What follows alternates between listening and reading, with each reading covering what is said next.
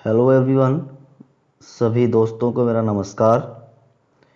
मैं हूं हरीश कंगवार और आज आपके लिए लेकर आया हूं हिस्ट्री ऑफ इंग्लिश लिटरेचर का एक नया वीडियो, जिसमें हम बात करेंगे जितने भी लिटरेरी पीरियड्स हैं इंग्लिश लिटरेचर में उनके डिवीज़न की।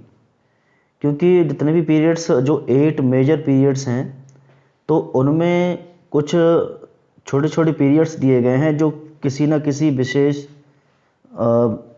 लिटरेरी मूवमेंट्स या फिर किसी पोएट या ड्रामाटिस्ट के नाम पर रखे गए हैं, और उनका टाइमिंग कैसे क्या रहा वो सब देखते हैं, इस वीडियो में बात करेंगे। और आगे बढ़ते हैं। आगे बढ़ने से पहले उन सभी लोगों से मैं रिक्वेस्ट करता हूं जो पहली बार चैनल को विज़िट कर रहे हैं या फिर जिन्होंने अभी तक चैनल को सब्सक्राइब नहीं किया है, तो वो प्लीज़ चैनल को सब्सक्राइब कर लें, बेल आइकन को प्रेस कर लें, जिससे मेरे आगे आने वाली सभी वीडियोस की नोटिफिकेशंस आपको मिलती रहेंगी। तो चलिए शुरू करते हैं। आपको दोस्तों पता ही है कि ओल्ड इंग्लिश पीरियड या एंग्लो सैक्सन पीरियड जो कि शुरू हुआ था 450 से लेकर 1066 एडी तक। एडी यानी जो हमारी अभी डेट चल रही है इंग्लिश कैलेंडर वाली। एडी का मतलब एनो डोमिनी होता है, ठीक है। एनो डोमिनी का मतलब in the name of God, Jesus Christ के जन्म के बाद का समय, ठीक है। तो 450 ईस्वी से 1066 ईस्वी तक के बीच का जो टाइम रहा इंग्लिश लिटरेचर में, उसे एंग्लो सैक्सन पीरियड नाम से जाना गया, ठीक है। तो इसमें कोई सब डिवीजन नहीं दिया गया है। पूरे पीरियड को 450 से 1066 तक केवल ओल्ड इंग्लिश पीरियड या एंग्लो सैक्सन पीरियड माना गया है। उसके बाद दूसरा मेजर पीरियड है द मिडिल इंग्लिश पीरियड। तो मिडिल इंग्लिश पीरियड में क्या है, इसमें दो डिवीजन्स आए हैं। पहला है एंग्लो नॉर्मन पीरियड जो 1066 से लेकर 1340 यानी 1340 ईस्वी तक रहा। अभी आप लोग सोच रहे होंगे एंग्लो सैक्सन क्या है, एंग्लो नॉर्मन क्या है। तो फ्रेंड्स, इसके बारे में अभी आपको कुछ सोचना नहीं है। इसके लिए मैं एक अलग से वीडियो आपके लिए लेकर आऊँगा। हर एक पीरियड्स के बारे में अलग से बताऊँगा कि इनका नाम ऐसे कैसे पड़ा, एंग्लो नॉर्मन कैसे पड़ा, ठीक है, और कौन सा लिटरेरी मूवमेंट रहा इसमें या कौन सी मुख्य घटना रही जिस वजह से इसका ये नाम पड़ा है। अभी आपको डिवीजन के साथ डेट्स याद रखनी है, because dates are very important, जो कि टीजीटी एग्ज़ाम में, पीरियड एग्ज़ाम में अक्सर पूछी जाती हैं। तो उस पर हमें फोकस करना है अभी, डेट्स पर और पीरियड्स के डिवीजन पर। चलिए आगे चलते हैं।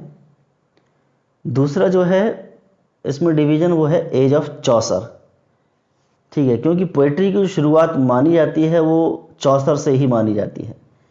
तो चौसर का समय रहा 1340 से लेके 1400 तक। 1340 से 1400 तक का जो डिवीजन है वो चौसर के नाम पर है। चौसर जो कि एक पोएट है इंग्लिश के, ठीक है। क्योंकि मैंने आपसे कहा ही है, या तो कोई मुख्य घटना हुई उस समय में, या फिर कोई लिटरेरी मूवमेंट रहा, या फिर किसी पोएट या ड्रामाटिस्ट के नाम पर इन लिटरेरी पीरियड्स का डिवीजन हुआ है। तो ये हमारा दूसरा मेजर जो लिटरेरी पीरियड है उसके दो डिवीजन्स आए हैं, ठीक है। पहला एंग्लो नॉर्मन पीरियड जो 1066 से 1340 तक, दूसरा एज ऑफ चौसर जो 1340 से 1400 तक चला, ठीक है। उसके बाद हम आगे चलते हैं।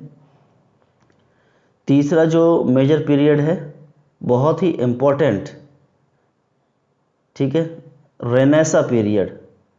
रेनेसा के बारे में तो आप रेनेसा वर्ड से समझ सकते हैं, बिकॉज रिनोसा मीन्स पुनर्जन्म किसी चीज़ का, ठीक है, रिवाइवल ऑफ समथिंग। तो उसमें किस चीज़ का रिवाइवल हुआ वो सब बात करेंगे एक अलग से वीडियो बनाकर। रेनेसा पीरियड का जो समय रहा वो 1500 से लेकर 1666 तक रहा, सन 1500 से सन 1660 तक रेनेसा, ठीक है। रेनेसा में 4 डिवीजन्स हुए हैं। पहला एलिजाबेथन एज 1558 से 1600 तक, 1558 से लेकर, और ये रहा 1558 से 1603 तक। इसे एज ऑफ शेक्सपियर के नाम से जाना जाता है। एलिजाबेथन एज या age of Shakespeare. Elizabethan age means जो इंग्लैंड की महारानी थी एलिजाबेथन, उनके नाम पर रखी गई है, और उस टाइम में शेक्सपियर भी थे, तो इसे आप एलिजाबेथन कह लीजिए या फिर एज ऑफ शेक्सपियर।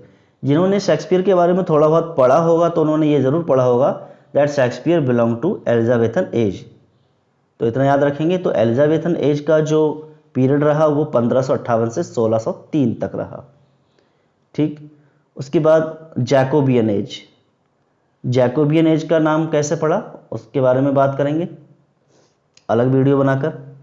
इसका जो पीरियड रहा वो 1603 से 1625 तक रहा। इसे एज ऑफ डन के नाम से भी जाना जाता है। डन जो कि एक मेटाफिजिकल पोएट हैं, जॉन डन जिनका पूरा नाम है। ठीक है, तो इसका समय रहा 1603 से 1625 तक।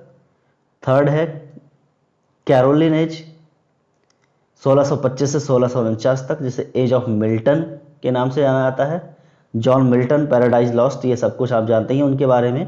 तो 1625 से 1649 तक का जो टाइम है वो एज ऑफ मिल्टन के नाम से जाना जाता है। और डी कॉमनवेल्थ पीरियड 1649 से 1660 तक।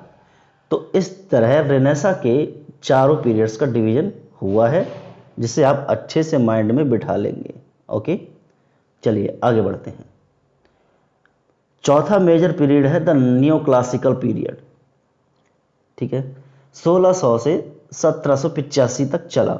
इसके 3 डिवीजन्स आए हैं। पहला है रेस्टोरेशन एज और एज ऑफ ड्राइडन। रेस्टोरेशन यानी जिसमें मोनार्की का रेस्टोरेशन हुआ इंग्लैंड में 1660 के आसपास। तो 1660 से 1700 तक का जो टाइम है उसे रेस्टोरेशन एज बोला गया। बी दूसरा डिवीजन है ऑगस्टन एज और एज ऑफ पोप। ठीक है, Augustan age, age of Pope, इसका जो समय रहा 1700 से 1745 तक। और सी एज ऑफ सेंसिबिलिटी और एज ऑफ जॉनसन, इसका समय रहा 1745 से 1785 तक। अभी आप डिवीजन्स और उनकी डेट्स को याद रखेंगे, सबसे इंपॉर्टेंट बात यह है।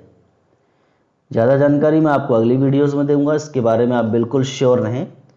बट वीडियो अच्छी लग रही हो तो प्लीज़ लाइक करें, और आप लोगों से रिक्वेस्ट है कि अपने जो भी स्टडी ग्रुप हैं उसमें इस वीडियो का स्टेटस लगाएं, अपने व्हाट्सएप पर, किसी और जगह पर। ठीक है, स्टडी ग्रुप्स में भेजिए। पांचवा जो मेजर पीरियड है द रोमांटिक पीरियड, इसका कोई डिवीज़न नहीं हुआ है, जो 1798 से लेकर 1837 तक चला। तो रोमांटिक पीरियड की शुरुआत जो मानी जाती है विलियम वर्ड्सवर्थ के एक वर्क से मानी जाती है। विलियम वर्ड्सवर्थ और एस.टी. कॉलरिज का जो एक जॉइंट वेंचर था लिरिकल बैलेट्स, ठीक है, उसके बारे में आप समझ सकते हैं। 1798 और 1837 तक रोमांटिक पीरियड चला। छठा मेजर पीरियड है द विक्टोरियन पीरियड, जो 1832 या 37 से, यानी 1832 और 37 से, इसमें थोड़ा कन्फ्यूज़न माना जाता है, तो इसलिए मैंने दोनों डेट्स इसमें दी हैं, 1832 और 37। तो ये 1832 से 37 से चला 1901 तक। इसके 2 पीरियड्स आए, द प्री रैफलाइट्स जो 1848 से 1860 तक चला, और बी एस्थेटिसिज्म और डिकेडेंस। एस्थेटिसिज्म और डिकेडेंस, इसका समय रहा 1880 से 1901 तक। तो ये हमारा छठा मेजर पीरियड था। उसके बाद 7th major period is the modern period, जो 1901 से 1939 तक चला। इसके कुछ डिवीजन्स आए थे, 2 डिवीजन हैं। Number A the Edwardian period 1901 से 1910 तक चला, और बी द जॉर्जियन पीरियड 1910 से 1936 तक। एडवर्डियन पीरियड 1901 से 1910 तक चला, और जॉर्जियन पीरियड 1910 से 1936 तक। ठीक है, उसके बाद 8 वाला है द पोस्ट मॉडर्न और कंटेम्प्रेरी पीरियड, जो 1939 से अब तक चल रहा है। इसको हम पोस्ट मॉडर्न पीरियड बोलते हैं या फिर कंटेम्प्रेरी पीरियड। ठीक है, 1939 से अब तक चल रहा है, उसे कंटेम्प्रेरी पीरियड बोला जाता है। तो दोस्तों ये थे 8 मेजर पीरियड्स और उनके डिवीजन्स, डेट्स के साथ बिल्कुल आप याद रखेंगे। और वीडियो आपको अच्छी लगी हो तो प्लीज़ चैनल को सब्सक्राइब करें, मुझे खुशी होगी इस बारे में, और ज़्यादा से ज़्यादा लोगों तक शेयर करें। Thanks for watching this video, have a wonderful time.